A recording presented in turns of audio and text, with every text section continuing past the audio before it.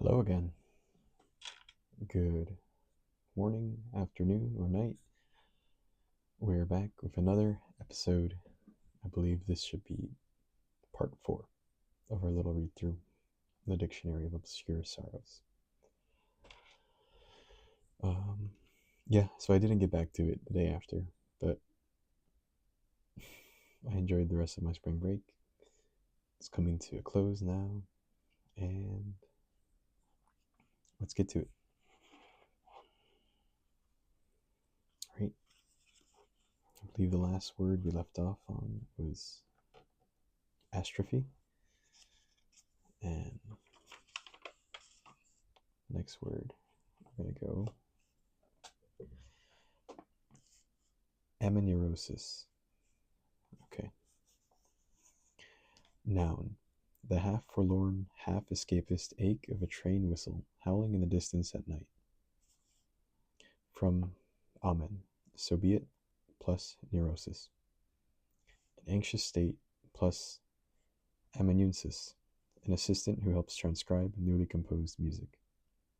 A train whistle is the sound of air being forced across a gap, which serves as a poignant reminder of all the gaps in your life. Pronounced amenorrhosis. The half forlorn, half escapist ache of a train whistle howling in the distance at night. So I guess like the first thing that comes to mind from this word is like if you guys have watched like Polar Express. I forget the exact name of the movie, but there was that animated movie. Um, so I guess it gave them a feeling of amenorrhosis. Excuse me, it's allergy season. Pollen in the air is certainly coming out. Next we have Volander. Actually, I have an air purifier in my room. I'm probably going to turn that on if it's not too loud. Let's see. There we go. It's right underneath my desk, so. Next we have Volander. Noun. The ethereal feeling of looking down at the world through an airplane window. Able to catch a glimpse of far-flung places you never see in person. Free to let your mind wander, trying to imagine what they must feel like down on the ground. The closest you'll ever get to an objective point of view. From Latin volare, to fly, plus solander. A book-shaped box for storing maps. Pronounced Volander.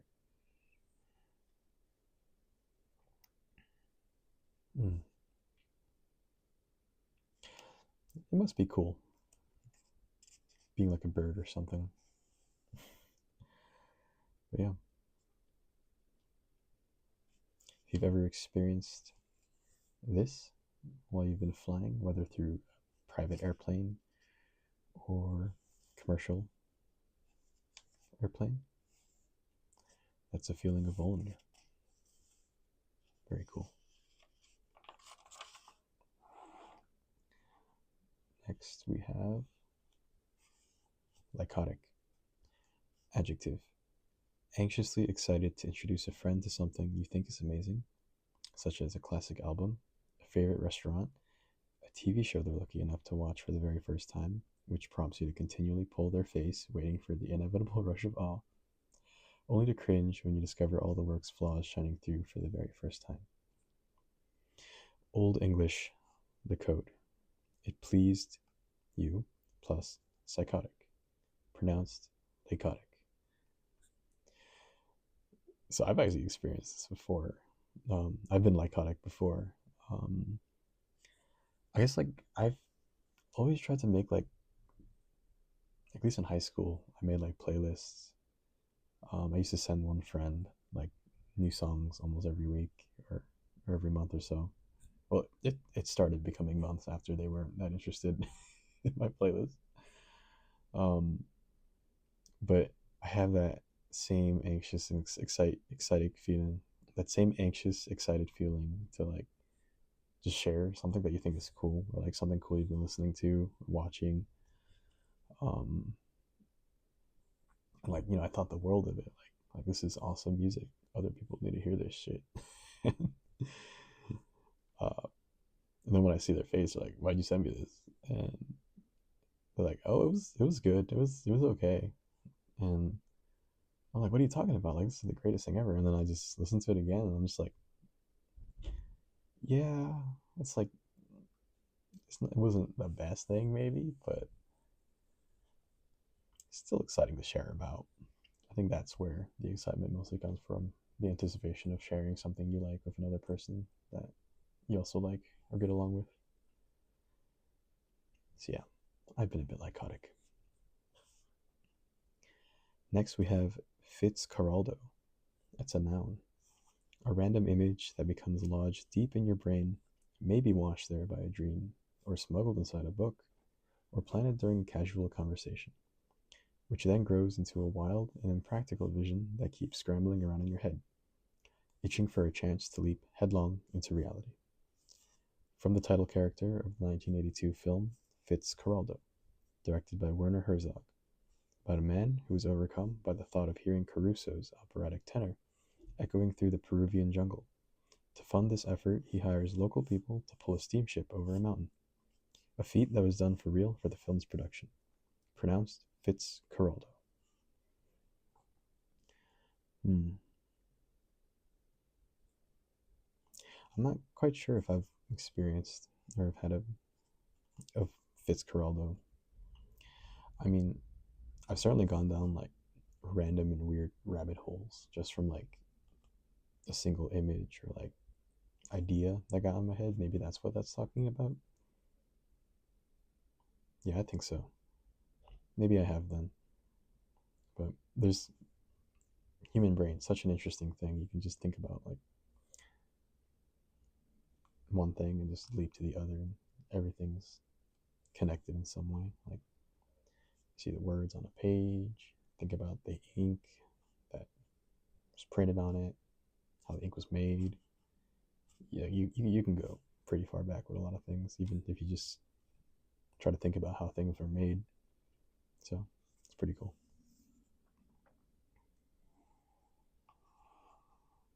All right. I don't know why I slid the book over there, but excellences. Noun. The tendency to give up trying to talk about an experience because people are unable to relate to it, whether through envy or pity or mere foreignness, which allows it to drift away from the rest of your story until it. Hello again. Sorry about the jump cut. I was interrupted by someone calling me on my phone as I was recording, so I'm rebooting or restarting the recording. So I believe we were on excellences, which is a noun. The tendency to give up trying to talk about an experience because people are unable to relate to it, whether through envy or pity or mere foreignness, which allows it to drift away from the rest of your story until it feels out of place, almost mythical, wandering restlessly in the fog, no longer even looking for a place to land.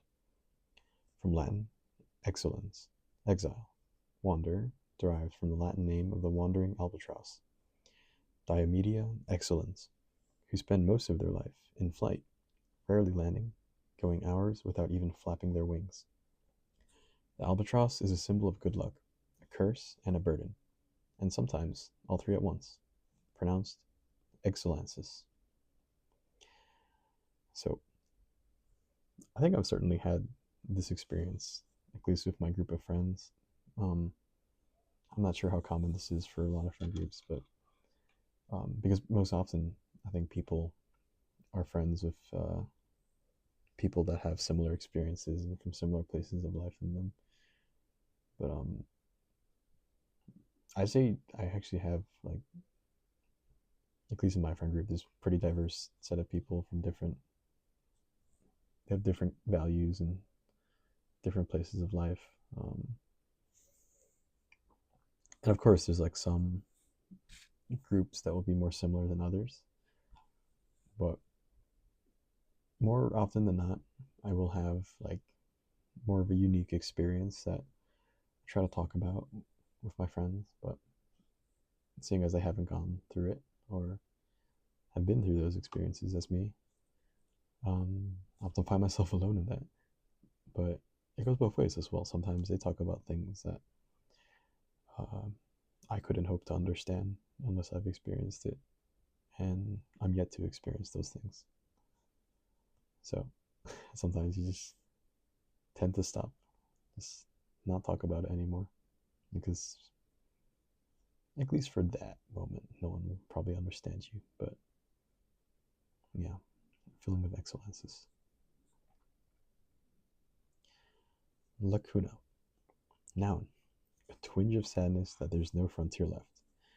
That as the last explorer trudged his armies toward the last blank spot on the map, he didn't suddenly turn for home, leaving one last island unexplored so he could set it aside as a strategic reserve of mystery. Latin, lacuna, an unfilled space or hole. Spanish, lacuna. Cradle, pronounced lacuna. Yeah, I think a lot of people, I'm not even sure if I might have mentioned this earlier for one of the earlier words, but I think a lot of people think that, like the time period we're born in is like rather unfortunate because they say like born too early on Earth to explore the Earth, yet too soon to explore the next frontier, which is often space. So there's a lot that's explored already, but at the same time, there's a lot that isn't.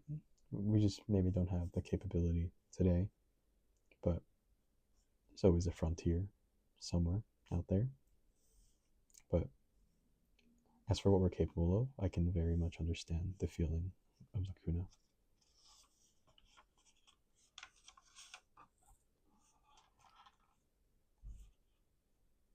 Oziri. We have a little illustration here too.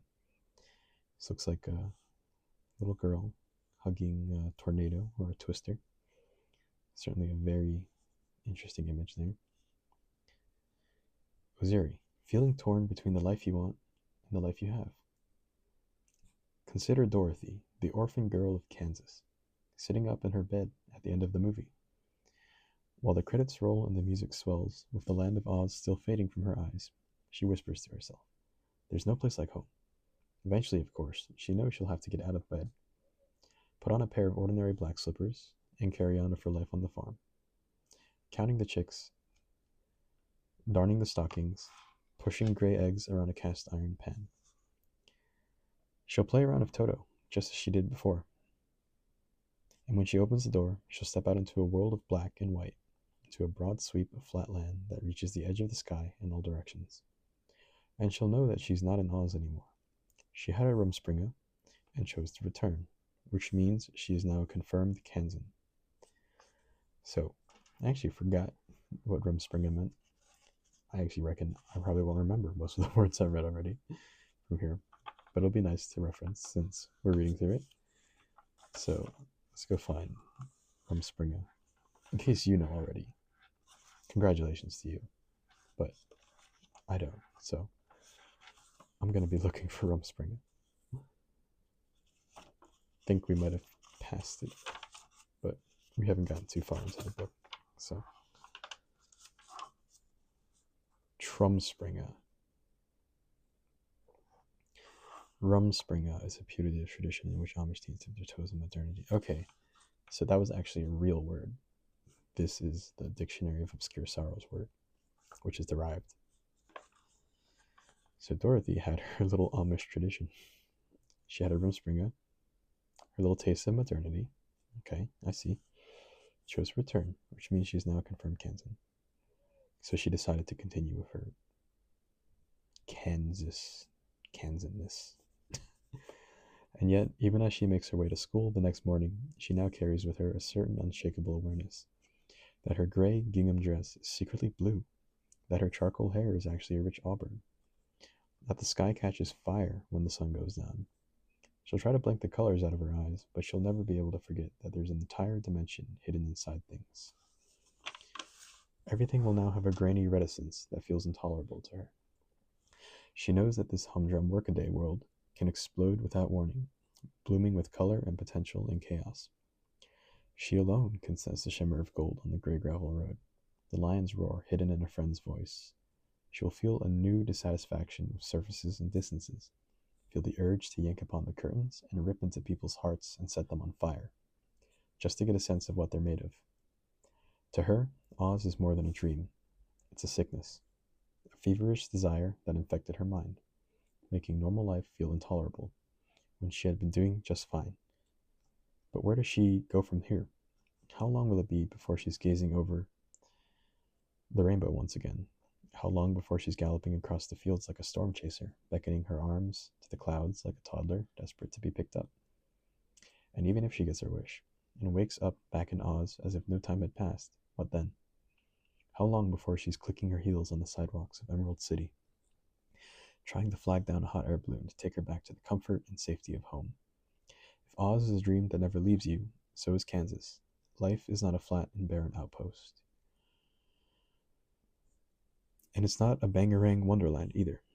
Maybe they're just two different ways of looking at some ambiguous middle place where she actually lives. It's just a question of perspective, which can shift wildly depending on how she chooses to see it. Such is life. Some days you wake up in Kansas, and some days in Oz. Sometimes the world feels pretty much stuck in place, and you've made your peace with that. Why waste time on silly pipe dreams when there are socks to darn and pigs to feed? Other times, you look around and see how exciting the world can be, how flexible and arbitrary things are, how easy it might be to cast aside your old life and get to work building the one you really want. Eventually, you have to decide what to do with this desire. Do you tamp it down on yourself, or do you chase after it? Should you quit your job to pursue your dream, or hang on to that steady paycheck? Stay in an okay relationship, or find a better match? Do you plunge into a technicolor riot of what might be, harsh and delirious and confusing? Or do you accept the humble beauty of ordinary life, where nothing ever changes and everything is simple? Which will it be? Kansas or Oz? Life as it is, or life as it could be? Soon enough, life will offer you an answer. But for the moment, you are like Dorothy, sitting up in her bed, trying to decide which pair of slippers she wants to wear today. Black or ruby? Black or ruby? Until she decides, she'll be caught in a maddening state of tension, trying to live in two worlds at once, padding around the farmhouse as it spins inside the twister, with rubies shining in her bloodstream, her auburn hair slowly turning gray. Spare a thought for poor Dorothy, the orphan girl of Kansas, who dreams in color but lives in black and white. From Oz plus the prairie, with you caught somewhere in between. Pronounced Ozuri or Ozuri. Wow. I think that was the longest entry we've read so far. So, for such a short description, it certainly gave a really good example. I haven't read the books, I think, for The Wizard of Oz. As far as I know, there are books, I believe. But I watched the old movie. I have no clue, nor do I remember if they have like a remake movie. They're always making remakes. But I think this was a feeling that Dorothy had because the land of Oz was a magical, mystical place, and I think Dorothy did have a tough time leaving it, but she also wished to be home. And there is that feeling of being torn between the current life you have and the life you want. I think a lot of people go through that. A lot of people have different goals and ambitions, and sometimes they have this feeling of Ozuri. Why don't I just go out and become a hermit or a farmer? But there's certainly challenges to every way of life, and like I said, do you want the steady paycheck, or do you want to pursue your dream? And sometimes sacrifices just have to be made. Next we have Idlewild, an adjective. Feeling grateful to be stranded in a place where you can't do much of anything. Sitting for hours at an airport gate, the sleeper car of a train, or the backseat of a van on a long road trip, which temporarily alleviates the burden of being able to do anything, anytime, and frees up your brain to do whatever it wants to do, even if it's just to flicker your eyes across the passing landscape. From Idlewild, the original name of John F. Kennedy International Airport, New York City. I didn't know that at all. That's cool. So JFK Airport was originally known as Idlewild. And I don't know if they were thinking about like how this feeling of Idlewild where people just sit at the airport and because your whole purpose of being there is waiting for your flight or whatever. You just don't have much to do. But I've had this feeling of gratefulness to just be able to. It's just not much to think about because there's not much you can do. Even if there's a lot of things you need to do. It's nice to have a little feeling of respite. And pretty cool word. And hopefully I don't butcher this next one, but I believe it's abattoir, noun, the otherworldly atmosphere just before 5 a.m., when the bleary melodrama of an extremely late night becomes awkwardly conflated with the industrious fluorescence of a very early morning. French, aubade, an ode to the morning, plus abattoir, slaughterhouse. Pronounced abattoir. So, I'm not exactly sure if I've experienced a feeling of abattoir. But there is certainly that feeling, I suppose, if this is what that's talking about, where you become aware of the passage of night into day. And there's a certain point where you can't say goodnight anymore, but it's just good morning. And maybe that captures that word more to me. So, interesting there. Oh, we've got interesting characters now. I forgot what the dotted U is called, but I'm sure there's a specific term for it. But Rukarunu.